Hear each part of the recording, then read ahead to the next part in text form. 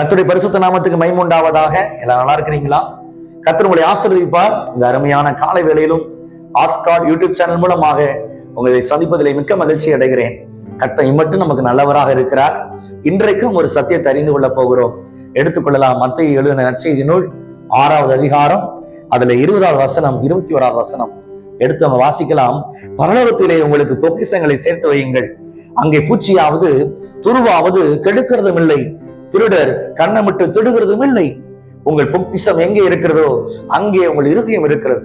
ஆம் தேவ பிள்ளைகளே, உங்கள் பொக்கிஷம் எங்கு இருக்கிறதோ அங்கேதான் உங்கள் இருதயமும் இருக்கிறது என்று வேதவசனம் சொல்லுகிறது. நான் உங்களோட ஒரு கேள்வி கேட்கிறேன். எத்தனை பேர் பரலோகத்தை மட்டும் சிந்திச்சு கொண்டு இருக்கிறீங்க? பாருங்க, உங்க வயசு 70 தாண்டும் பொழுது அநேகருக்கு பரலோகத்தை பத்தியான எண்ணங்களே வருது.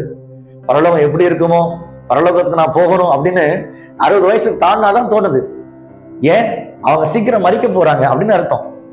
ஆனா அதற்கு இடைப்பட்ட வயசுல உள்ளவங்க எல்லாம் எல்லாரும் பரலோகத்தை பத்தி சிந்திக்கிறீங்களா? ஒரு வாரத்துல, ஒரு மாசத்துல ஏன் ஏன் சிந்திக்க முடியல? ஏன் யோசிக்க முடியல? அப்ப நம்முடைய இருதயம் பரலோகத்தின் மேல் இல்லை. நம்முடைய இருதயம் நாம் பார்க்கிற வேலைகள் மேல் இருக்கிறது, நம்முடைய குடும்பத்தின் மேல் இருக்கிறது, நம்முடைய ஆவிக்குரிய வாழ்க்கையின் மேல் இருக்கிறது. நம்ம பரலோகத்தின் மேல சிந்தனைகளை வைக்கணும்னு வேதவசனம் சொல்லுது. ஆமா, கொலோசியர் 3வது அதிகாரம் 1, 2, 3 வாசிச்சு பாருங்க. நீங்கள் மேலானவைகளையே நாடுங்கள் என்று வேதவசனம் சொல்லுகிறது. கிறிஸ்துவின் வலது பாரசத்தில் உள்ளவைகளையே தேடுங்கள் என்று வேதவசனம் சொல்லுகிறது. பரலோகத்தை பத்தி சிந்திங்க, பரலோகம் பற்றி யோசிங்க, பரலோகத்தை பத்தி தியானிங்க. அதுதான் நம்முடைய ஆவிக்குரிய வாழ்க்கைக்கு நல்ல எடுத்துக்காட்டு. ஆம் தேவ பிள்ளைகளே, இயேசு மகாராஜா அந்த பூமிக்கு வரும் பொழுது அவர் சொன்ன முதலாவது வார்த்தை என்ன தெரியுமா? மனம் திரும்புங்கள், பரலோக ராஜ்யம் சைவமா இருக்கிறது. யோவான் சானுடைய பிரசங்கம் என்ன தெரியுமா? பரலோக ராஜ்யத்தை தேடுங்கள் என்று. பரலோக ராஜ்யம் விலையேறப்பட்டது. அதை கொடுக்கத்தான் இயேசு மகாராஜா பூமிக்கு வந்தார். ஆனால் நம்முடைய கிறிஸ்துவ வாழ்க்கை எப்படி போய் கொண்டிருக்கு தெரியுமா? அவர்கள் பூமிக்கு அடுத்தவைகளே சிந்திக்கிறார்கள். இயேசுவை தேடினால் எனக்கு கார் கிடைக்கும், எனக்கு வீடு கிடைக்கும், வேலை கிடைக்கும், அற்புதம் நடக்கும், சுகம் நடக்கும், கண்டிப்பாக நடக்கும். அதே சமயத்திலே பரலோகம் தான் நம்முடைய முக்கியமான ஒரு நகரம். பிலிப்பியர்ல இப்படி போட்டிருக்க, நம்முடைய குடியிருப்போ பரலோகத்தில் இருக்கிறது என்பதை நினைத்துக் கொள்ளுங்கள், எதிர்பார்த்து காத்துக் கொண்டிருங்கள். ஆம் தேவ பிள்ளைகளே, உங்கள் பொக்கிஷங்களை நீங்கள் சேர்த்து வைக்கிற இடம் எங்க இருக்கிறது? உங்களுடைய அக்கௌண்ட் எங்க இருக்குது? அதுதான் இன்னைக்கு சத்தியம். எடுத்துக்கொள்ள போகிறோம். எடுத்துக்கொள்ளலாம். மார்க்கு எழுதின நற்செய்தி நூல் 10வது அதிகாரத்திலே 17வது வசனம் அப்படி போட்டிருக்கிறது. இயேசு கிறிஸ்து பிரசங்கம் செய்த ஒரு பொழுது ஒரு வாலிபன் ஓடி வருகிறான். ஓடி வந்து இயேசுவின் முன்பாக முழங்கால் படியிட்டு அவன் ஒரு வார்த்தை கேட்கிறான். என்ன வார்த்தை தெரியுமா? நல்ல போதகரே, நான் நித்திய ஜீவனை அடைந்து கொள்வதற்கு என்ன செய்ய வேண்டும்? அதாவது பரலோகத்துக்கு போவதற்கு நான் என்ன செய்ய வேண்டும் என்று ஆர்வமாய் கேட்கிறான். நீங்க பாருங்க, அந்த வசனம் ரொம்ப ஆச்சரியமா இருக்குது. அவன் ஓடி வருகிறான், முழங்கால் படியிடுகிறான், பணிந்து கொண்டு கேட்கிறான், நான் பரலோக ராஜ்யம் போவதற்கு என்ன செய்ய வேண்டும் என்று. இந்த ஆவல் இன்னைக்கு எத்தனை பேருக்கு இருக்கிறது? அந்த வாலிபன் கேட்கிறான் பாருங்க.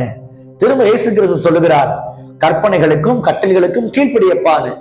அவன் சொல்றான், என் சிறு வயது முதல் அதை நான் ஃபாலோ பண்றேன், என் சிறு வயசுல இருந்து நான் படிச்சிருக்கிறேன், கீழ்ப்படுகிறேன்னு அறிக்கையிடலாம் பாருங்க. ஒரு வாலிபன் பரலோக ராஜ்யத்துக்கான ஆசை வருது பாருங்க. ஒரு வாலிபனுக்கு எத்தனை வயசு இருக்கும்? குறைந்து போனா ஒரு 30 வயசுக்குள்ள வச்சுக்கோங்களேன். அந்த 30 வயசுக்குள்ள என்னென்ன பாடுகள், என்னென்ன வேதனைகள், உலக ஆசைகள், சிற்றின்பங்கள் வந்து போகும். ஆனால் அந்த வாலிபன் கேட்கிறான் பாருங்க, நான் என்ன செய்யணும் பரலோக ராஜ்யம் போவதற்கு? இயேசு கிறிஸ்து சொன்ன ஒரு வார்த்தை இருக்கு பாருங்க. எடுத்து வாசிக்கிறேன். 21வது வசனம்.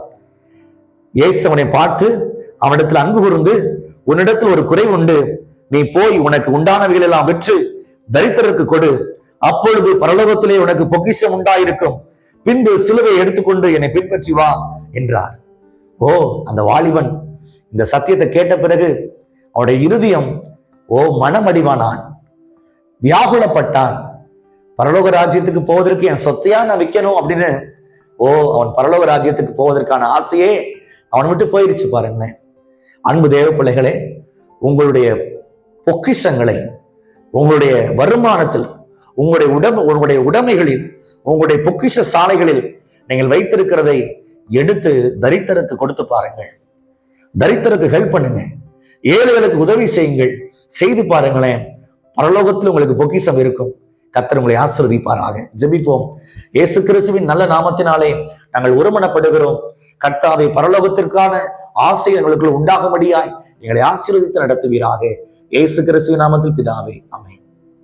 God bless you. கர்த்தர் உங்களை ஆசீர்வதிப்பார்.